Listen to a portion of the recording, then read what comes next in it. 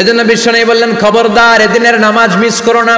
আনতারাকা সালাসা জুমাইন তাহাউনান, গাফলতি করে টানা 3টা জুমা যে ব্যক্তি মিস করলো, তাবা আল্লাহু ফি কলবিহি, রব্বুল আলামিন ওই লোকটার অন্তরের মধ্যে মোহর মেরে দেয়। ওয়া কুতিবা ফি জুমরাতিল মুনাফিকিন, মুনাফিকদের খাতায় তার নাম তুলে দেয়। 3টা জুমা যদি কেউ মিস করে, 2টা পানিশমেন্ট। এক হচ্ছে তবে আল্লাহু ফি কলবি, আল্লাহ অন্তরে মোহর মেরে দেয়। ভালো কথা ভাল লাগে না, নামাজ ভাল লাগে না, আজান ভাল লাগে না, ইসলাম ভাল লাগে না, শুধু মৌজ মাস্তি ভাল লাগে, গান বাজনা ভাল লাগে, এরকম আছে না নাই? জুমার নামাজে যায় না। আরেকটা হলো কুতিবা মিনাল মুনাফিকিন, মুনাফিকদের খাতায় নাম তুলে দেয়। আল্লাহ হেফাজত করো। আরো জোরে পড়েন আমিন। জুমার দিন আগে আগে মসজিদে আসবেন ইনশাআল্লাহ। সবাই রাজি? ইনশাআল্লাহ। আসেন, আল্লাহ জুমার ব্যাপারে কি ওয়াজ আমাদেরকে করলেন আমরা শুনি। শুনতে রাজি? আল্লাহ বললেন, ইয়া আইয়ুহাল্লাযীনা আমানু ইযা নুদিয়া লিস-সালাতি মিন ইয়াউমিল জুমআতি ফাসআউ ইলা যিকরিল্লাহি ওয়া যারুল বাই', যালিকুম খায়রুল লাকুম ইন কুনতুম তা'লামুন। পড়েন না আল্লাহু আকবার। আল্লাহ বললেন, ও আমার মুমিন বান্দারা শোনো শোনো।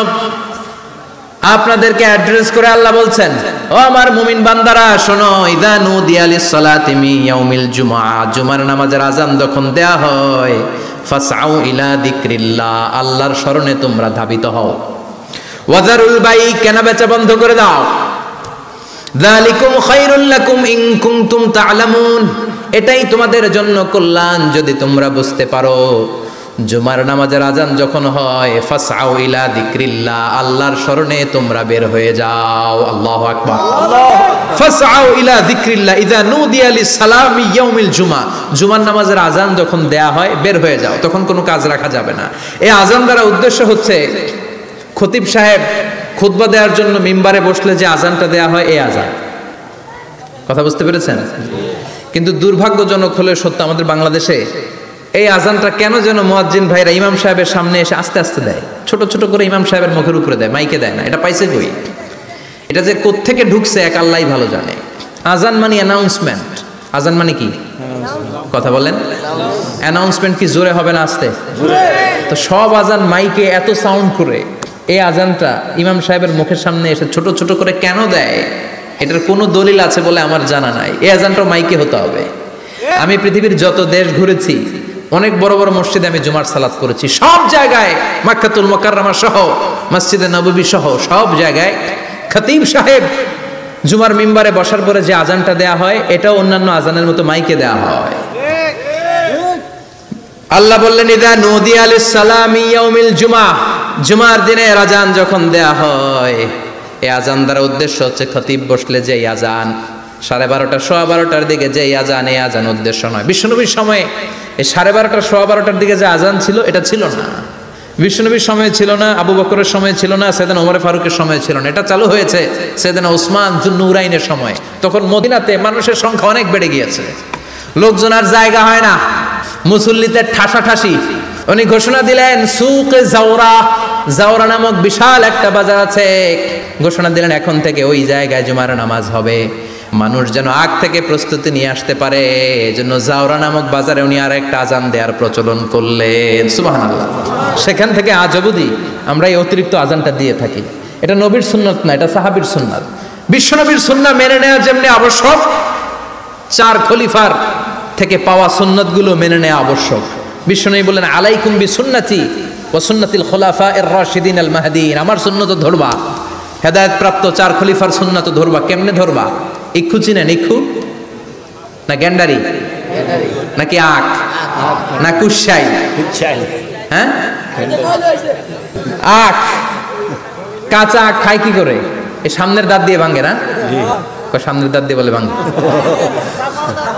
চাপার দাঁত দিয়ে, এই জায়গার দাঁত দিয়ে শক্ত করে ধরতে হয়। বিশ্বনবী বললেন, আব্দু আলাইহা বিন নওয়াজিজ, আমার সুন্নাত আর সাহাবীদের সুন্নাতকে চাপার দাঁত দিয়ে আঁকড়ে ধরো, যাতে ছুটে না যায়। চিল্লায় পড়েন আল্লাহু আকবার। এটা সাইয়েদনা উসমানের সুন্নাত। বিশ্বনবী বললেন, ইযা নুদিয়া লিস-সালাহ মিন ইয়াউমিল জুমআতি ফাসআউ ইলা যিকরিল্লাহ, জুমার দিনে আজান যখন দেয়া হয়, ফাসআউ ইলা যিকরিল্লাহ, আল্লাহর স্মরণের দিকে ধাবিত হও। দেরি করো না। দেরি করা যাবে? আজান হইলে কোনো কাজ রাখবেন? কোনো ব্যস্ততা থাকবে? কাজ একটাই, জুমার নামাজ। চিল্লায় বলেন কাজ একটাই, সেটা কি? জুমার নামাজ। আল্লাহ বললেন ফাসআউ। ফাসআউ এর শাব্দিক অর্থ হচ্ছে দৌড়াও। আসলে কি? তো এই দৌড়াও দিয়ে আসলে দৌড়াও বোঝানো হয়নি, এটা দ্বারা বোঝানো হয়েছে আল মুবাদারা ওয়াল ইহতিমাম, ইম্পর্টেন্স দেয়া, এমফাসাইজ করা, গুরুত্বের সাথে আগে আগে প্রস্তুতি নাও। ফাসআউ দ্বারা দৌড়ানো বোঝানো হয়নি। প্রমাণ কি? কারণ বিশ্বনবী দৌড়ে দৌড়ে নামাজে যেতে নিষেধ করেছেন। বিশ্বনবী বলেছেন ইদা উকিমাতিস সালাহ, মনোযোগ দিয়ে শুনেন, ইদা উকিমাতিস সালাতু ফালা তাতুহা তাসআউন ওয়া আতুহা তামশুন আলাইকুম বিসাকিনাহ ফামা আদরাকতুম ফাসাল্লু ওয়া মা ফাতাকুম ফাতিম্মু। যখন নামাজ শুরু হয়ে যায় দৌড়ে দৌড়ে যাবে না।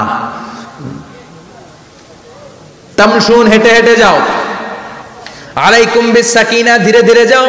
ফামা আদরাকতুম ফাসাল্লু, ইমাম সাহেবের সাথে যে যত রাকাত পাবা পড়বা। ওয়া মা ফাতাকুম ফাতিম্মু, যেটা ছুটে যায় নিজে নিজে পড়ো, কবুল করে নেবে কে? আল্লাহ। কিন্তু দৌড়ে যায় নামাজ ধরা যাবে না। খবরদার, ধীরস্থির ভাবে যাবেন। হাঁটার মধ্যে একটা গুরুত্ব দিয়ে তাড়াতাড়ি ধরতে চাবেন, কিন্তু দৌড়ে যাওয়া যাবে না, নিষেধ করেছেন। অনেক মুসল্লিরা এটা করে। ধরেন মাগরিবের নামাজ, অজুখানাতে মুসল্লিরা উজু করতেছে, ইমাম সাহেব নামাজ শুরু করেছেন, আল কারিআতু মাল কারিআ ওমা আদরাকা মাল কারিআ। মুখস্থ আছে না সবার? মুসল্লি মনে করতেছে ওযু হয়েছে আমার অর্ধেক, এখন যদি তাড়াতাড়ি ওযু না করে দৌড় না দেই রাকাত পাওয়া যাবে? রাকাত পাওয়ার জন্য দিছে দৌড়। মসজিদে হচ্ছে টাইলসের মসজিদ, পিছলায় পয়রা মুসল্লি একদিকে, লুঙ্গি আরেকদিকে। আছে না নাই? আমার কাছে খবর আছে এরকম পা ভাঙছে অনেকের।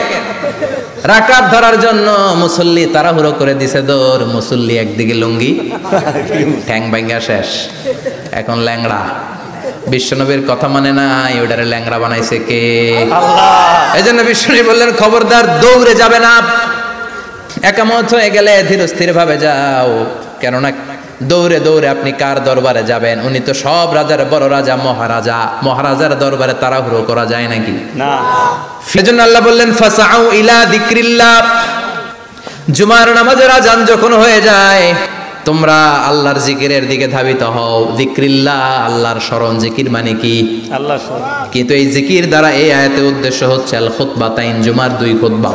জুমার জিকিরের অনেক অর্থ আছে। জিকির মানে সালাত, জিকির মানে কোরআন, জিকির মানে ওয়াজ, জিকির মানে সম্মান। আবার জিকির মানে জুমার দুই খুতবা। আবার জিকির মানে সুবহানাল্লাহ আলহামদুলিল্লাহ, সুবহানাল্লাহ আলহামদুলিল্লাহ, লা ইলাহা ইল্লাল্লাহু মুহাম্মাদুর রাসূলুল্লাহ সাল্লাল্লাহু আলাইহি ওয়াসাল্লাম। এটাও জিকির। সুবহানাল্লাহ, আলহামদুলিল্লাহ, আল্লাহু আকবার। এই তিন জিকিরের চেয়ে শ্রেষ্ঠ কোনো জিকির আছে? কথা কন।